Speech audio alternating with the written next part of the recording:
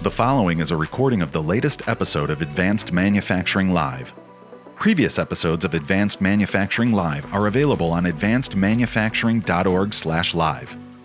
Follow SME Media on Facebook, LinkedIn, X, and YouTube to join us live every other Thursday at 1 p.m. Eastern Time.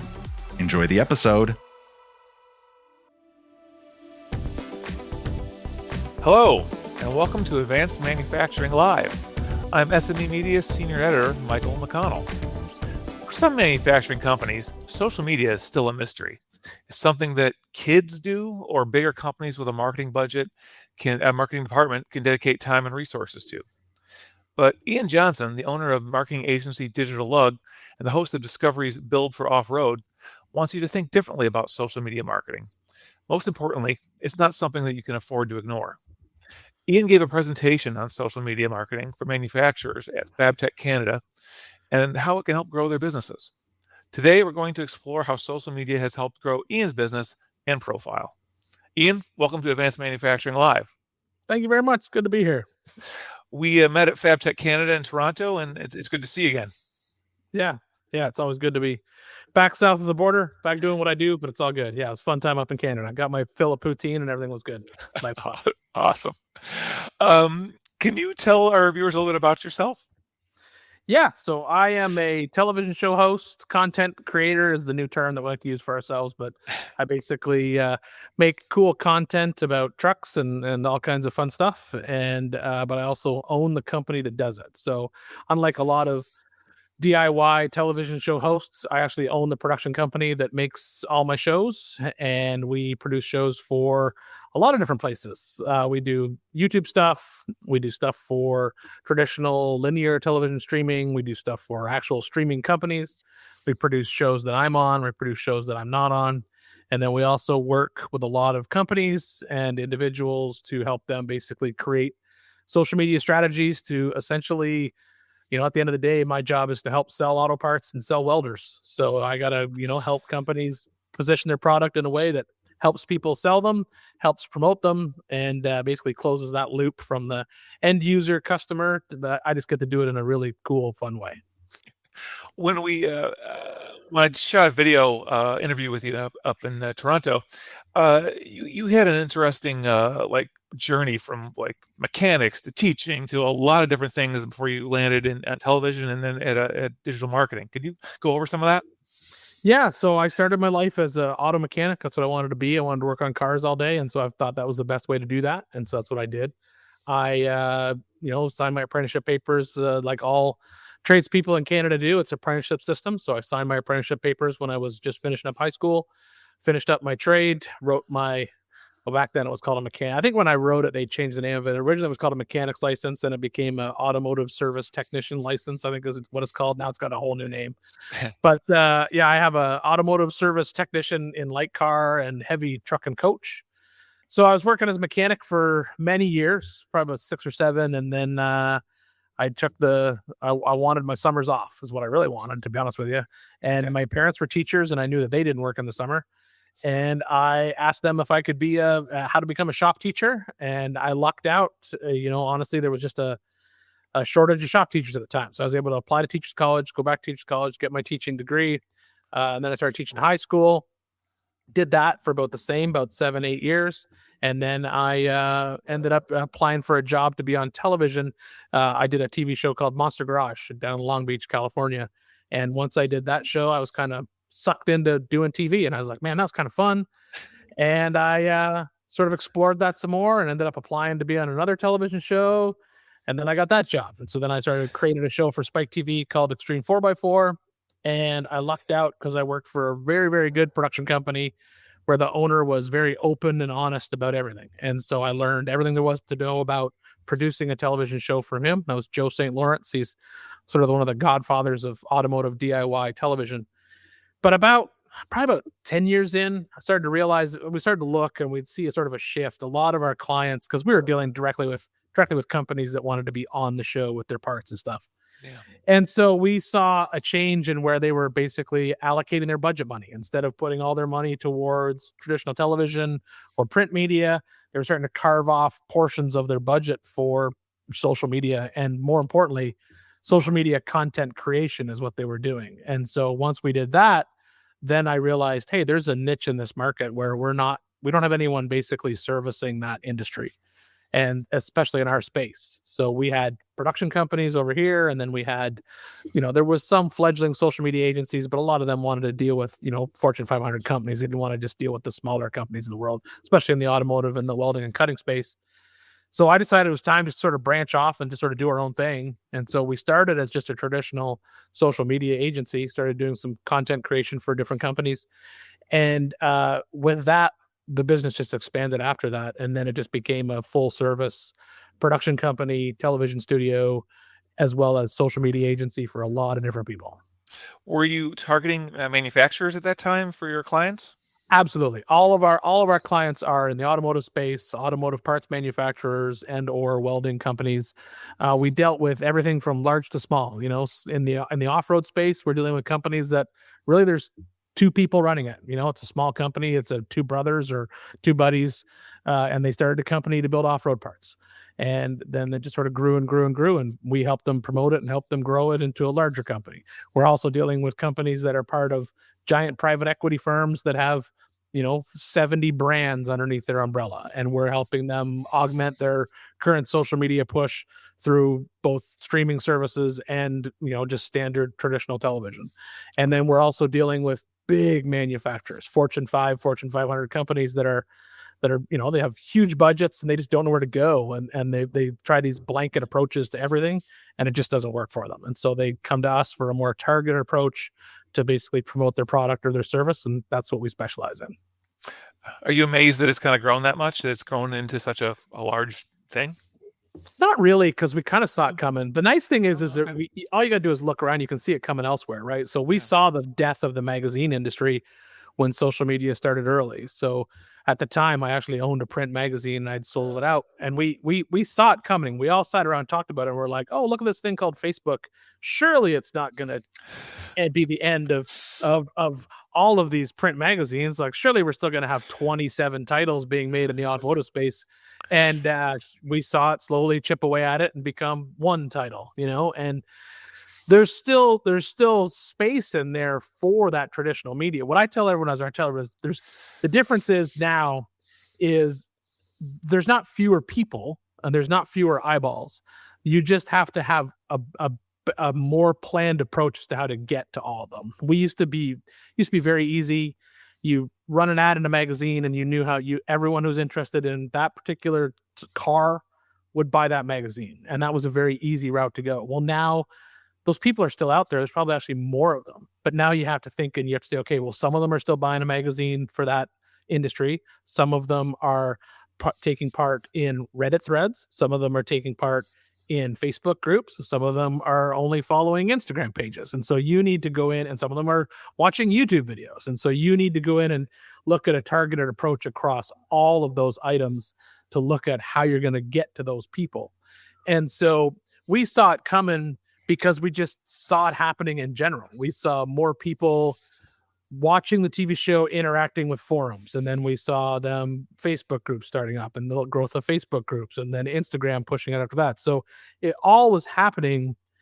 People say slowly, but really it happened in a matter of 2-3 years, and it all changed. And it's all still there. Like I said, it's just now it's much more segmented across everywhere you look. I should note that we still produce a print magazine at SME Media. Like I said, there's nothing wrong with that. There's still 2 or 3 very successful magazines in the automotive space that still do very, very well. The people who suffered, the reality was the companies that suffered in that space were companies that did not adapt. So the big one at the time was Peterson's Publishing. They had 85 different titles because they just basically kept making different magazines to service the audience. So they had a Mustang magazine, and then they had a F100 Ford magazine, and then they had Carcraft and Hot Rod and Street Rodder and Low Rider. And the reality is if they had started to collapse all of that into one really, really, really good magazine that serviced, a core part of that industry, they probably would have been fine. But when you segment everything out, but you're still delivering it the same way, it just doesn't work, and then they didn't take advantage early on of new media opportunities, right? Like the reality is what happens in a lot of spaces, people get stuck there. They're like, well, and I saw it. The production company that I worked for at the time before I left, all they wanted to talk about was making TV shows. You couldn't talk to them about anything else.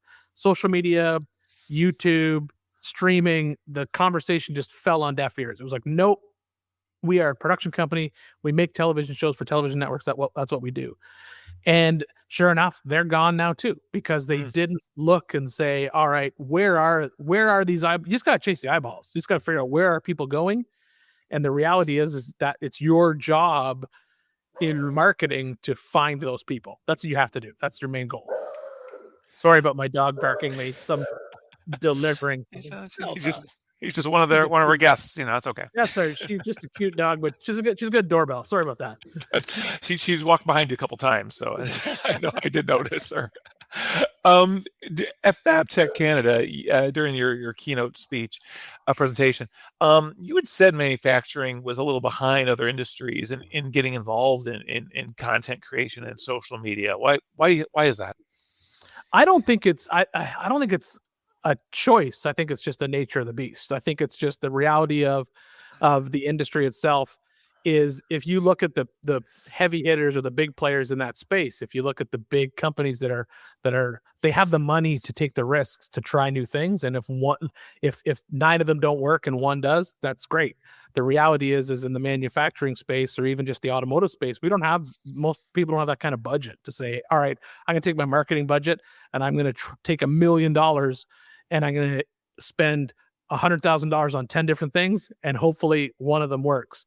That they just don't have that opportunity. And I think that's the biggest issue, I think. And that's also, I think a lot of the times, especially in I don't want to call it old industries, but the reality is we are an older industry. We still have an old school version of looking at marketing. And that version is there's a difference between marketing and advertising and promotion and education. There are all these things. And I have these conversations with a lot of companies about what each one of those things does, like, and how it helps the business grow. And the reality is each one does a different thing. And you can't just say, well, I'm going to spend $100 on marketing, so I better sell $1,000 worth of product. That's not marketing. That's advertising. That's different. That's a completely different thing. And I think that's the hardest part to sort of break through to people to say, hey, you need to think about it differently and plan it differently. And that way you'll have a successful strategy in the end. So you talked a little bit about this at FabTech Canada as well, but what are the platforms that manufacturers, especially smaller shops, if they're just getting started, even though it's 2026, there's a lot of people out there that really haven't gotten into this yet. Where should they be starting? What should they be looking at? So it all depends on what your end goal is. I think a lot of people look at, quote, social media and they just throw a blanket over all of it, right? So they'll say, well, I'm going to do Facebook, I'm going to do YouTube, I'm going to do this. The reality is every single one of those things is different. And so you need to sit down, if we use a small shop as an example. So if a small shop came to me and said, I need to use I need to use social media. How can I use social media? And the reality is if it's a super small shop, you want to start small and target small. So I would say we'll start with Facebook.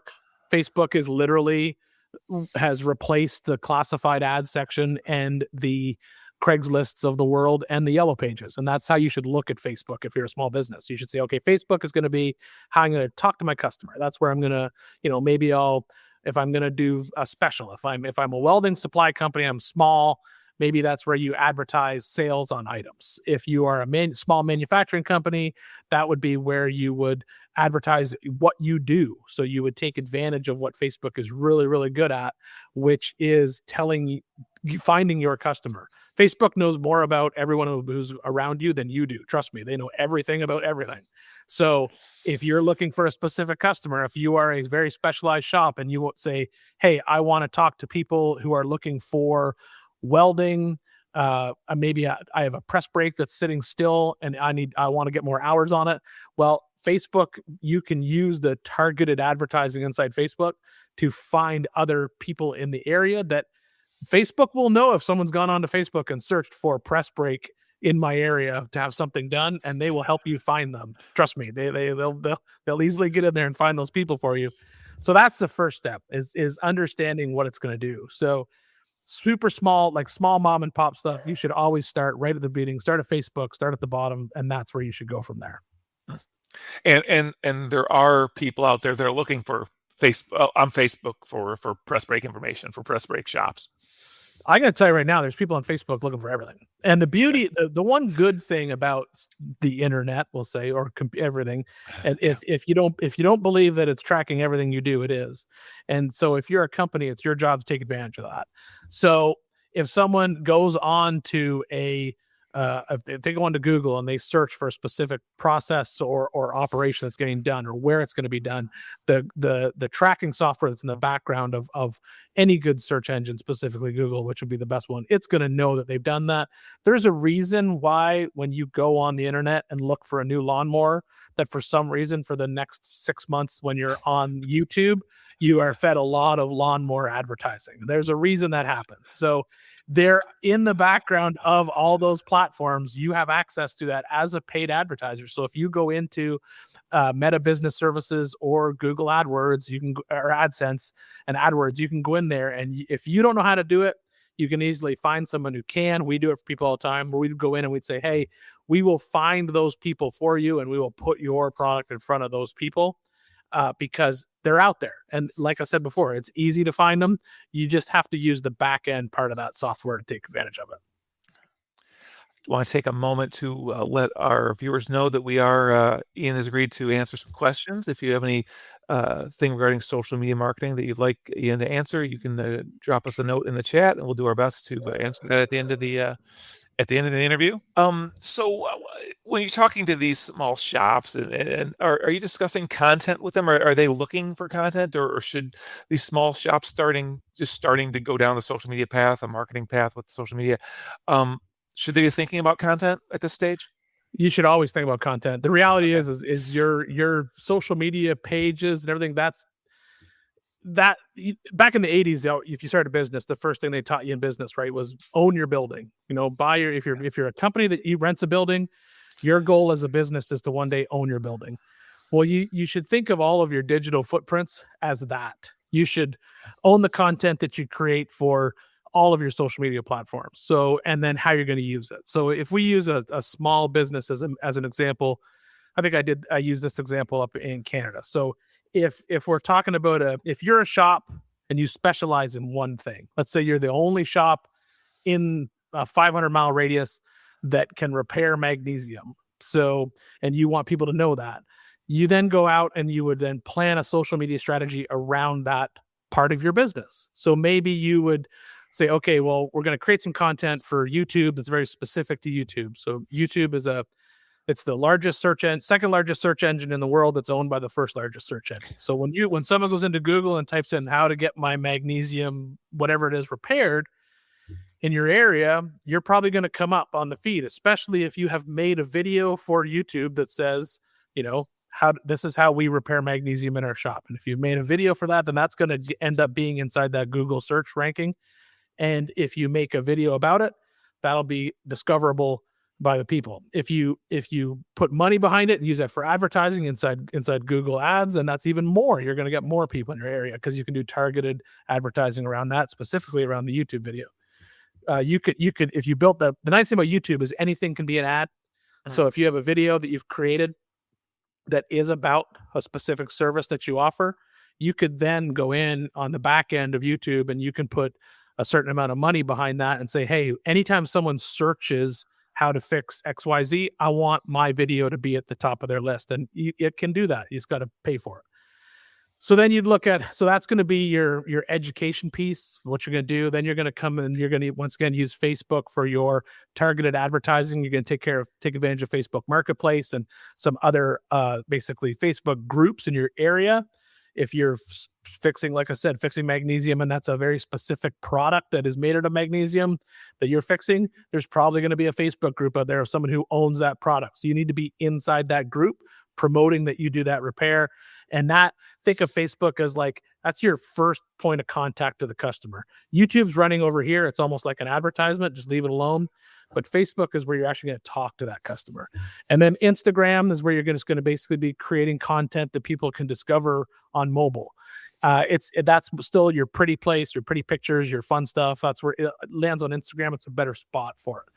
And so with that sort of like three-legged stool of an attack, a small shop can look at it and say, okay, so now I can make content around all three of those things, and I can use that to eventually drive people through the door of my business to help with my magnesium repair portion of my business. And that's just how you have to look at it. You have to look at every single part individually and a plan for each one.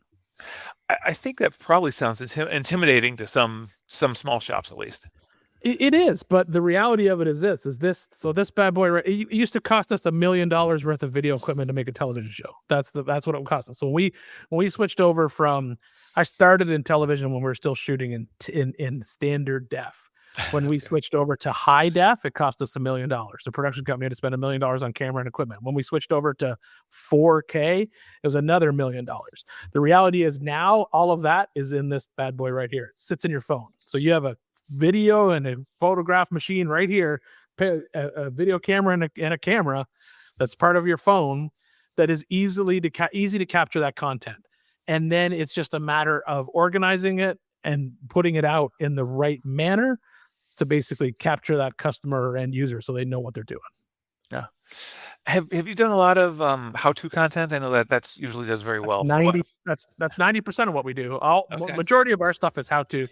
If I'm starting with a part manufacturer, if we're sitting down and we talk to them and they say, hey, we want to create content, but we don't know what to do. I say, all right, well, give me your YouTube. Give me your YouTube channel. Let's start there. And 9 times out of 10, they don't have one. So we start there. Sure. And then we start on their YouTube channel and I say, okay, now give me a list of what, when you sell something to somebody, what's the number one customer call that you get? What's the first thing that people call you about? And that's your first YouTube video right there, 100%. Because number one, obviously, if you're selling something and that's the number one call you get, people are having difficulty using whatever it is you're selling them. And so you need to alleviate that problem.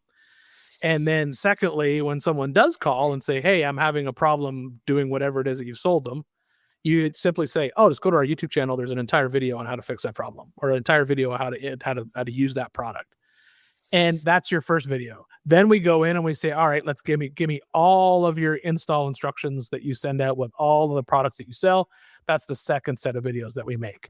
And so we usually go through, and then after that, 9 times out of 10, we go on their website. There's always an FAQ, like frequently asked questions about our product, our service, whatever. There's 10 of them. That's your next 10 videos. That's all we do. And that's your first video strategy, because I think sometimes people they just think, well, YouTube is, that's where Mr. Beast is, and that's where all these companies. But that's not, which is what it is. It is an entertaining platform, which is what it does. But as I said before, it's the second largest search engine. So somebody is on there searching how to use your product. So why not have your video be there for them to watch? Well, that kind of leads into my next point. You mentioned Mr. Beast or what have you. Should these shops start thinking of themselves as influencers? No. No? I mean, you can, but okay. You're not saying do that. No, I think okay. If you're that's a totally different conversation. So that's a conversation that we would have once you have an established brand. So that's an entire conversation about brand building, not using social media. That's the difference between marketing and advertising. So if you're a small shop, you really should be focusing on your core product that you're trying to sell. What makes you money, and how could you use social media to grow that part of your business? When that part of your business is so big that you don't have to worry about the bills anymore, great. You can then start looking at brand or basically brand recognition. But the reality is brand recognition, that's for companies like Red Bull and Holley and Magnaflow. We're talking about big businesses where the person who's making these decisions is not worried about whether or not they sell enough mufflers today to pay rent. They're worried about making t-shirts. And that's my biggest fear, and we see it quite often in any space where we'll start working with a company, and the reality is sometimes the companies are right at that edge where they're big enough that they want to start having a brand conversation, but they don't realize that the brand conversation, although it's great to have, and if you have a brand that you want to grow, that's awesome. But if building the brand starts costing you money, then you're basically almost just chasing a pipe dream at that point. You're like, you want to be Coca-Cola when you're not Coca-Cola yet. Then that could be a very dangerous place to be, because the reality is brand building, which is great, only works for some people. It works for manufacturers. The reality is brand building is very important in our space for 3 different companies that are known by 3 different colors. That's who we worry about, right? That's who worries about brand building. The small mom and pop shop that is building barbecues, that they don't need to worry about brand building. They just got to build a really, really good barbecue. That's their first step. What do you do? I'm sure clients you work with. Have you ever clients, they struggle, they make some content, they think it's pretty good content, and maybe it is, but they struggle to get views? I mean, I'm sure that's an issue, isn't it? It is, and that's where I often have very, very long conversations about something called the term in the industry is called vanity metrics. And the reality is you can't get stuck on vanity metrics. And so, not obviously the problem, but the conversation that we have with people is, if that's your KPI is views, unless KPI matters for views. If you're someone like me who's making entertaining stuff, or someone like Mr. Beast, that's what they're worried about. They're worried about views. Your job in manufacturing, or at least in our industry, is to sell something. That's the end of the day. So if you reach 10,000 people, that's great. If 1% of those buy your product, that's awesome. If you only measure your success by getting 1 million views, well, that doesn't mean, what if 1 million people watched it but nobody bought anything? That's not a success. That's you got 1 million views but you sold nothing. Yeah. That's to me, I'd rather have 10,000 views where I sell 1,000 items. That's a better metric. So we spend a lot of time talking about what the actual key performance indicator is going to be of a successful social media campaign. And 9 times out of 10, it always boils down to, it's usually, I want to sell more of X. And for that, views don't really matter. You want to focus more on using the platform to reach whoever you're trying to reach in a successful way that's going to help you sell more product or sell more of a service, and not get sucked into, I got 1 million views. Because we have had clients that they push hard on that. I can get you 1 million views tomorrow. It's not a problem. It's all bought. It can all be bought on the internet. I can go and I can buy you 1 million views on Instagram. I can buy you 1 million views on Facebook. I can buy you 1 million views on YouTube, but it doesn't mean that it's going to sell you more parts or more product. It's not going to do that. But if it will get you that number, if that's what you want, you can get there all day long. What about companies that say they're just too busy to worry about these kind of things? Yeah, I mean, I get that. The reality is that's easy to say. I think the reason that I think people feel too busy to do this is because they look at it and they sort of say, I'm too busy to do this, but they weren't too busy to, buy a magazine ad or buy a Yellow Pages directory, or because it was easier. That's the reality. It is harder. It is more work. And it's why there's people who do it professionally. That's the reality. I would say if you're a company and you're too busy to do this, then your first step is to find somebody to do it for you and start there, because you don't have to hire a full-time person to do it. You can hire just a contracted individual to come in, take care of your social media. The nice thing is because there's so much back-end software that can make it easier for them to manage, that it's not crazy expensive. You can spend a lot of money doing it depending on what your end goal is. But if you're just wanting your first, dip your toe into social media, you can get in there and just basically get a contractor and sort of help you out. And that's the first step for a lot of people, because like I said, it's hard to justify a full-time employee just to run your social media account unless you're seeing a lot of return on it. Is that comment, I'm too busy, is that becoming less common if people realize that they can't just dismiss it like they used to, maybe they did 10 years ago? Or longer? I think it's less common because I think people have realized that it's just more commonplace. Like you said in the beginning, I think a lot of people, 10 years ago, people were like, social media, that's just what kids do. Well, now the reality is everyone who's in these decision-making basically seats in companies, they have been on social media, or they got their job through LinkedIn, or they understand the benefits of it. And so now they just got to figure out how to allocate the time and the resources to make it work for them. And that's where a lot of them hit a wall and just sort of like, well, I don't even know where to start because I don't even know what to do. Well, you talk about how much time it takes. I mean, I'm sure that there are some shop owners who will struggle to see the value when they think about how much time they have to put into this. So what do you say to them? I say just start with baby steps, and also more importantly, it's just like we said before. You have to first decide what you want to do. So if the reason I think people get frustrated with it is because they go in just with like, all right, well, I'm going to do social media. So I've started an Instagram page, I've started a Facebook page, I started a YouTube channel, and I have no idea what I'm going to put. I'm just going to put random things on it and hope to see what happens. And that, I think, is where people make a mistake, is because they don't say, all right, this is actually going to be my end goal for what this is going to be, and this is how I plan to get there. So I think that's where people get the fatigue of trying to keep up with social media, because they just get sucked into that. Well, I have to do it, so I'm going to do it, but I'm just going to go in it without a plan and just sort of see what happens. And the reality is it's just haphazard. You wouldn't do that. You wouldn't call 20, 30 years ago, you wouldn't call up a newspaper and be like, run an ad for my welding shop. I don't care what it says. Put whatever you think is right in there and just make it look cool. You'd spend time on it and you'd think about it. And I think that's more where people get fatigued or worn out, is because they don't see a return on it right away, because they don't go into it with a basically a structured plan. And it doesn't be that structured. You just have to know what you want out of the back end of it. It's kind of a long game, though. They can't expect immediate results. It depends. You can get quick results if you are, let's say you're a mobile welder, right? Mobile welder is super easy. Bing, bang, boom, right away. Facebook Marketplace. There you go. You're done. If you put a little bit of money into a Facebook Marketplace campaign in your area, your truck will never turn off, because that's what's going to happen. That's just going to grow that business. So you can get a quick return on the advertising portion of social media.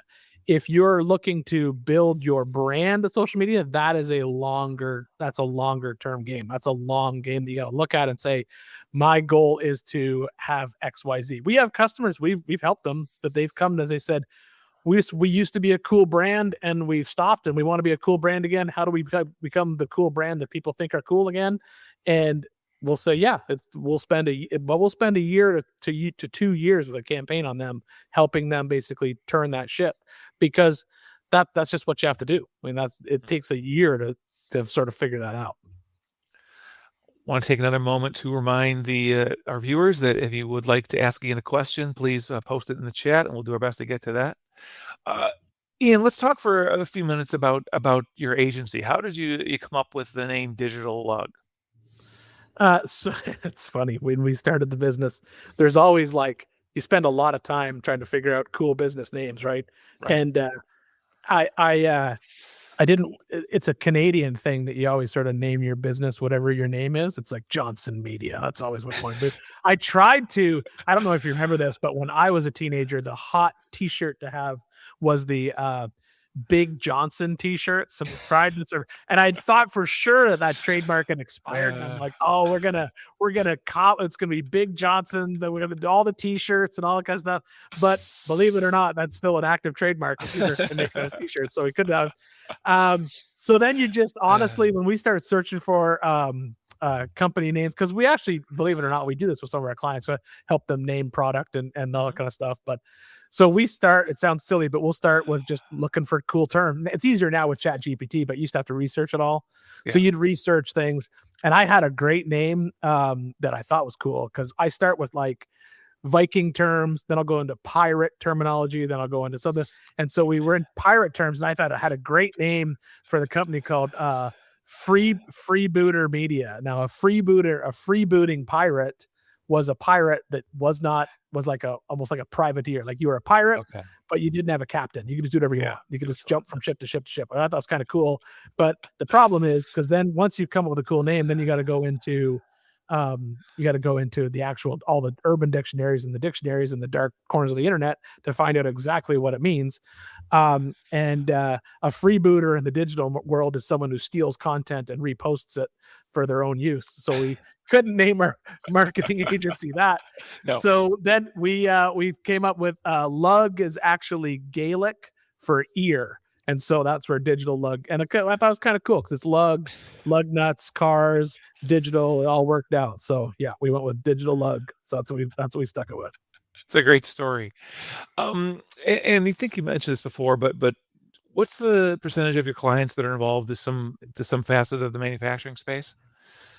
Probably, well, I would say manufacturing space is probably going to be 80%. The majority of our clients are in the automotive space, and a lot of them in that area. But the most of our clients in that space are manufacturing products of themselves. So we are proponent. And then, so I'd probably say it's that. Now, straight welding, cutting, manufacturing companies in that world, we deal with probably 10% of our clients in that space for sure. But for actual manufacturers, I'd say that's the majority of our business. Okay. If someone is just watching this, is just getting started, they've been thinking about this a little bit, but now they're thinking after watching this for a little while that maybe they're going to do something. What should they do? You mentioned Facebook, but what should they start with? So it's like I said, it's going to depend on what they're doing. So if I'm we'll take 3 case scenarios. So if I'm a small mom and pop shop, I'm just a local manufacturing company that maybe my circle of work is like maybe 150 miles for whatever I'm going to be doing. And you don't want to get bigger than that. You just want to stay inside that 150 mile radius. Then you're going to stick to your very focused target area. So you're probably going to spend a lot of time living on Facebook. That's going to be your majority of your basically reach inside that space. So you'd start there, and you would really spend time understanding or having someone understand how targeted advertising on Facebook works. So that would be your first case scenario. So now let's go to a next case scenario. Maybe you are a welding manufacturing company, and maybe you're not necessarily global, but maybe you service a very specific industry, right? So that is going to be a little bit differently. Then you're going to look at it and say, okay, I got to look at a bunch of different platforms. So I'm going to start on Facebook. And like I said before, I'm going to start investigating Facebook groups that are involved or using a product or service that I provide. I'm going to be looking at Facebook advertising as well, targeted advertising, to get into that group, because you can do that. I'm going to create content around what my service is and what my product is. And that content will be everything from photo to video, everything. And I'm going to spend some time on Facebook, but I'm going to look at it as a larger funnel. I'm going to look at trying to get not just focused on local targeted ads. I'm looking at finding the people out there that use my product. So I'm going to be, as I said before, taking advantage of groups, chat rooms, all that kind of stuff. I'm probably also going to spend some time in Reddit, looking for Reddit subreddits inside there, because believe it or not, if there's something out there in the world that's happening, there's going to be a Reddit thread about it. So you're going to explore into Reddit, and then you're going to get in there, and you're going to try to position yourself as a subject matter expert in that space. So not necessarily advertising your service, not necessarily saying, hey, we're the shop that does X, Y, and Z. What you're looking for is you want to be the person that people start asking you questions about what it is that you do and how you do it. And that way, when they need it done, they're probably going to come to you. You're going to treat YouTube the exact same way. You're going to go into YouTube as like, okay, we're here to teach people what it is that we do. And that is where you're going to utilize some of that video asset that you create, basically showing what your company does, how you solve these problems. And you're thinking of that as in searchable terms, right? So you're thinking about, okay, when my client is looking for me, they're coming to me because we're the only place around that can create a true chrome powder coat. Well, maybe you're going to create an entire video series about how you actually create that true chrome powder coat. And that's going to go on YouTube. And you're going to spend time on YouTube answering comments. And it's growing that channel up to basically be the channel that people come to when they have questions about what it is that you do. Then LinkedIn is your professional door. That's where you're trying to get a hold of other companies. So you're going to post in there. You can post photos and videos of what you do, but you're prefacing the LinkedIn stuff more as a B2B. You're looking for not necessarily trying to reach an end consumer. You're looking for another business that's trying to alleviate their problems by incorporating your services inside of it. So that's sort of that's where we'd start. You just kind of, as I said before, you got to look at each one individually as a silo and kind of go out from there. And then the last one is going to be your big brand, like we'll use my favorite one, which is ESAB Welding and Cutting, right? You're going to say, all right, so you are a man, all your goal is very simple. Your goal is how do I get people to buy the yellow welder instead of the blue welder and the red welder? And in that case, then we're looking at amazing things, right? Then we're looking at, okay, now we're talking about brand engagement. We're talking about all the other things. You're already doing all that other stuff. You're advertising, you're promoting, you have subject matter experts in groups on Reddit and Facebook answering questions about filler metal. You've got all that happening. So now let's think of an idea that breaks the internet, which we hopefully have one this year at FabTech in Las Vegas. We're working on one with them right now, which will it's going to be pretty big. So, but that's what we do. We sit there and we think bigger and broader. The difference is the budget goes from, like, if the budget for the small campaign, local campaign is $1,000 a month, then the next section is going to be about $10,000 a month. And then, as you can imagine, when we move out of it, it's another 10x as we keep going out and bigger and bigger and bigger. But that's kind of how that space works out. And that's the effort and the amount of time it would take to sort of push out into all three of those spaces. Well, let's take a couple of the questions that we got from viewers. Let me see here. This could come up. Oh, here's one. As a manufacturer, what platforms would you recommend having a presence on? Yeah, I think we kind of covered that a second ago, but really it depends on the size of the manufacturer you are. And then it just sort of, like we said before, it depends on what the end goal is for your company. If you're trying to grow that manufacturing company, the short answer is you should be on all of them, no matter what. What your end goal is for, let's say, even if we broke it down per month, if you said, I want, what should I be on? The answer is all of them. You should be on Facebook, Instagram, YouTube, and LinkedIn. Those are the ones you want to be on.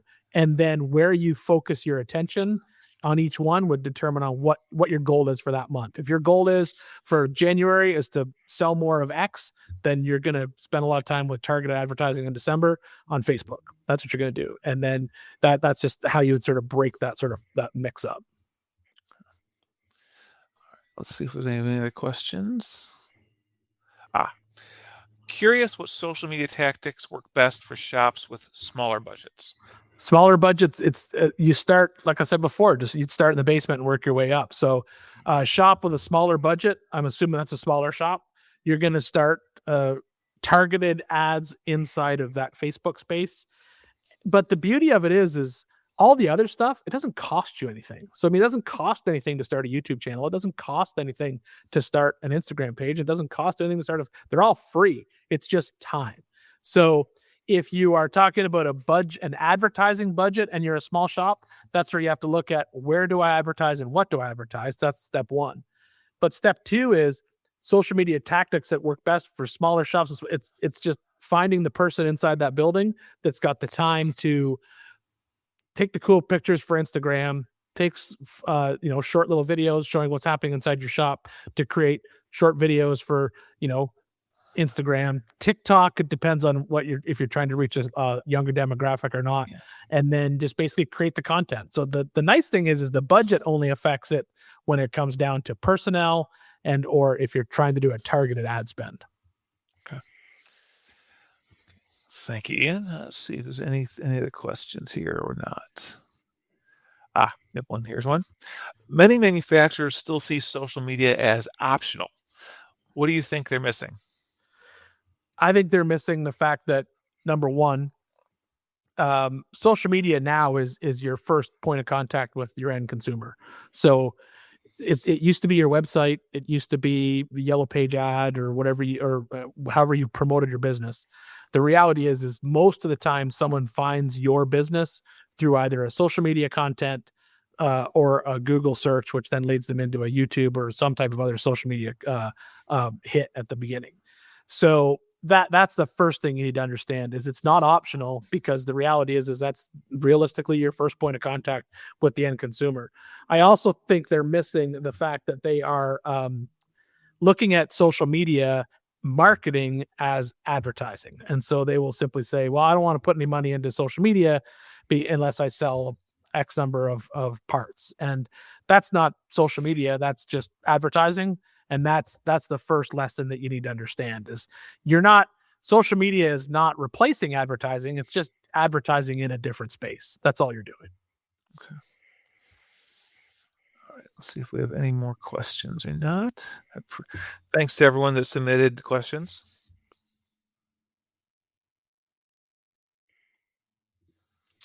Looks like that's it. Oh, there's one more. There we go. One more. Okay, here we go. Are targeted ads necessary to see a bump from social media? Absolutely not. No. If you just simply post on social, you will reach new customers, because if you weren't posting on social before, or you weren't taking advantage of all the social platforms, you are just going to reach new people because they're in a different spot. Targeted ads work very well if you are trying to see a very specific return. So as I said before, if you saw a slump if you were a company that had a press break that needed to get more hours on it, and you were looking to basically increase the use of that machine, then yes, a targeted ad spend inside social media will help you find that end consumer. But if you go from zero social media interaction to any social media reaction, you're going to see a bump just in activity no matter what. Now, is it going to be 1 million people? Probably not. But the reality is, as I said before, I'd rather have 10,000. I'd rather have 1% of 10,000 actual customers than 1% of not real customers. So it's just going to be, you just got to look at who's out there and what you're trying to find, and then use social media to find them. Okay. Well, let's see. I think that is it, Ian. I think so. Okay. Well, Ian, thank you so much. This has been great. Appreciate it. No problem. All right. Well, I'd like to thank Ian again for being our guest today on Advanced Manufacturing Live. Please remember that SME and SME Media are here to help you stay up to date on all things manufacturing. You can link to podcasts, webinars, publications, and news by visiting us at advancedmanufacturing.org. I'm Senior Editor Michael McConnell, and I'll see you next time.